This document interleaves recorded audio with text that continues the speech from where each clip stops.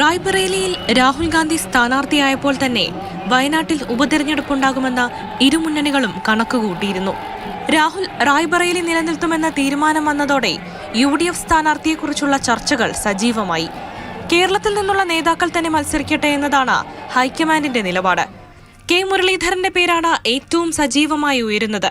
എന്നാൽ ഇടഞ്ഞു നിൽക്കുകയാണ് Muraleedharan. Election മത്സരിക്കാനുള്ള mood എനിക്കില്ല. ഞാൻ നേരത്തെ കഴിഞ്ഞ ദിവസം തൃശ്ശൂർ പറഞ്ഞാണ്. അതുകൊണ്ട് തന്നെ അതിനെക്കുറിച്ചുള്ള ഒരാലോചന എൻ്റെ മുമ്പിൽ ഇപ്പോഴില്ല. പക്ഷേ ഹൈക്കമാൻഡിൽ നിന്ന് സമ്മർദ്ദമുണ്ടായാൽ മുരളീധരൻ നിലപാട് മാറ്റുമെന്നാണ് വിലയിരുത്തൽ. കഴിഞ്ഞ തെരഞ്ഞെടുപ്പിൽ രാഹുൽ സ്ഥാനാർത്ഥിയായിരുന്നില്ലെങ്കിൽ പകരം ടി സിദ്ദിഖ്, MM ഹസൻ തുടങ്ങിയ പേരുകളാണ് ഉയർന്നു കേട്ടിരുന്നത്. എന്നാൽ പ്രിയങ്ക മത്സരിക്കാനെത്തുമെന്ന ചെറിയ പ്രതീക്ഷ വയനാട്ടുകാർക്കുണ്ട്.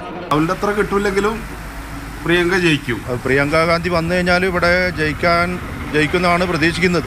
അതേസമയം 2 മണ്ഡലങ്ങളിൽ മത്സരിക്കുന്ന കാര്യം രാഹുൽ ഗാന്ധി മുൻകൂട്ടി പറയാതിരുന്നത് അധാർമികമായി പോയെന്ന് കഴിഞ്ഞ തിരഞ്ഞെടുപ്പിലെ LDF സ്ഥാനാർത്ഥി ആനി രാജ കുറ്റപ്പെടുത്തി.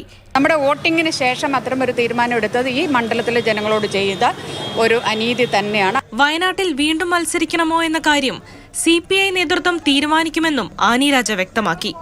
മാതൃഭൂമി ന്യൂസ്, വയനാട്.